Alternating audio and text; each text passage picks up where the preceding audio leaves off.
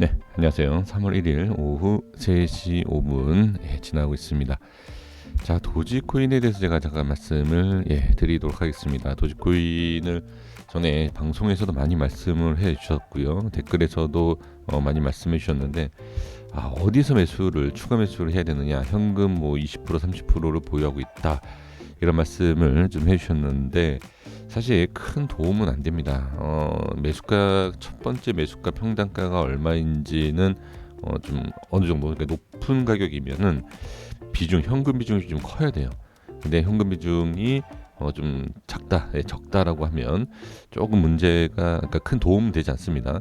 근데 이제 제가 만약에 매수를 한다라고 하면 딱 기준 잡혀 있는 위치는 있습니다. 네, 그 위치에 대해서 말씀을 드려 보도록 하겠습니다. 자, 먼저 이제 중요한 내용은, 자, 일봉 차트에서 바로 확인할 수가 있습니다. 지금 계속 빠지잖아요. 그러면 지금 시장 자체가 가장 중요하죠. 시장이 과연 돌려줄 수 있느냐라는 것이고요. 그리고 이제 추가 매수에 대한 부분, 제가 좀 반대하는 이유가 있어요. 사실은. 그러니까 도지코인이 엄청난 상승이 나온다, 그렇죠? 뭐 몇천 원, 이게 아니라 뭐 200원이던 뭐 300원이던 이러한 저는 엄청나다고 생각하거든요. 200원, 300원도 이런 상승이 나온다라는 확실성이 있으면은 상관이 없어요. 매수하는 거에 있어서. 근데 그런 확실성, 지금 우리 많은 투자자분들이 몇 년, 뭐 몇 개월 있으면 엄청나게 올라가겠지라고 생각을 하실 수 있지 않습니까? 그렇죠?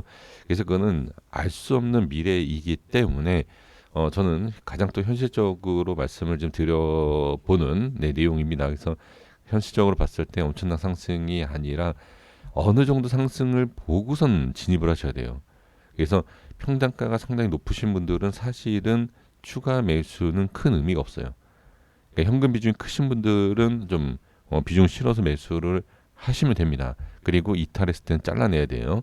이런 전략이 필요한데, 현금 비중이 크지 않으신 분들은 저는 그냥 물타기라기보다도 단기적인 매매를 권해드리고 싶습니다. 그러니까 현재 보유하고 있는 물량은 그냥 따로 갖고 계시는 거고요. 이거 중장기로 보는 거고, 현재 보유하고 있는 현금을 가지고서는 단기 매매를 하시는 게 어떨까, 이렇게 좀 말씀드려봅니다. 그래서 가장 현실적이고 가장 안전하고, 그다음에 제가 봤을 때는 가장 또 좀 좋은 매매 방법 중에 하나, 전략 중에 하나가 아닌가, 이렇게 생각을 해봅니다.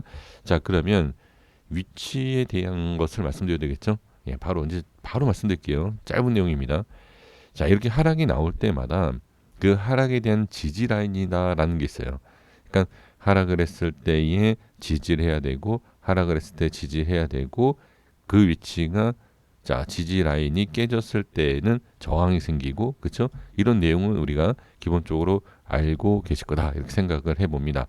자, 지금 그러면 가장 중요한, 지금 밑꼬리를 만들어진 이유에 대해서 제가 설명드려볼게요.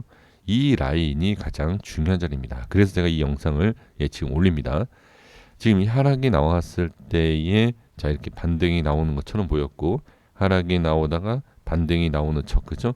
이런 모양이 나오고 계속 시장이 밀리는 시장이다 보니까 같이 빠지는 것을 볼 수가 있습니다. 그래서 반드시 추가 매수든 단타 매매든 손절은 반드시 잡아야 된다. 매수하고 손절이 같은 가격이고 같은 위치이다. 이것을 제가 설명드리는데요. 지금 이렇게 하락이 나왔을 때의 기준이, 자, 지금 지나고 나서 보면 윗꼬리가 이렇게 생겼죠. 그렇죠? 그리고 윗꼬리가 생기죠.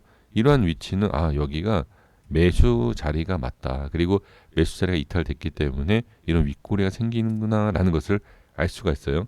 그러면 지금 상황에서는 여기 이렇게 이런 식으로 저항이 확인이 됐죠. 이 자리도 마찬가지예요. 이 자리로 이렇게 저항이 생길 수 있다, 이렇게 볼 수 있습니다. 그런데 이제 지지를 하는 구간도 있어요. 이 위치가.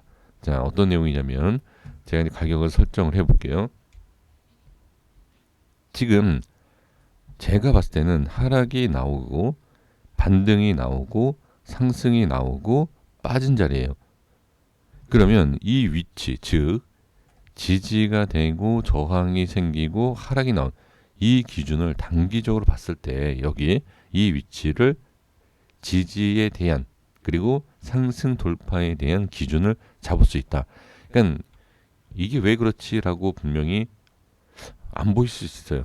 예, 이것도 정답이 아닙니다. 제가 보기에 그렇다라는 거지 이게 정답이다 이런 내용이 아닙니다. 그렇기 때문에 제가 이제 설명드리는 것은 하락에 대해서 반등과 반등에 대한 저항과 이렇게 이루어진 모습, 이러한 흐름에 있어서 기준 잡는 캔들이 있어요. 그게 바로 저는 이 캔들이다. 물론 이후에는 달라요. 이후에는 근데 지금은 단기적인 기준을 보고서 접근해야 돼요. 뭐 중장기, 여기 저항인데 의미 없습니다. 여기 저항인 게 무슨 의미가 있죠? 여기가 깨지면 의미 없습니다. 그래서 단기적인 지금 현재의 기준이 가장 중요하다라는 것 말씀드려봅니다. 그래서 제가 생각하는 자리는 바로 이 위치이다. 자, 여기 꼬리와 음봉이 겹치는 자리가 있어요. 이렇게 이런 위치.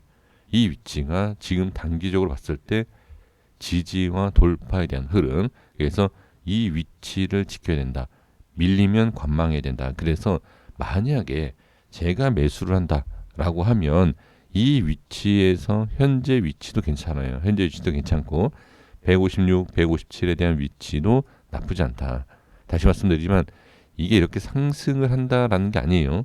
이 위치에서 깨졌을 때 손절이 나와야 되고 이 위치가 기준이다라는 거지 상승을 얘기하는 게 아닙니다. 하락장이 나오면 아무 의미 없어요. 예, 그래서 지금은 도지코인뿐만이 아니라 모든 코인이 지금 현재 위치, 그러니까 다른 코인도요. 이러한 위치다 그냥 생각하시면 돼요. 그래서 하나 만약에 주식이다라고 하면 하나의 지수로 볼 수 있는 게 뭐가 있죠?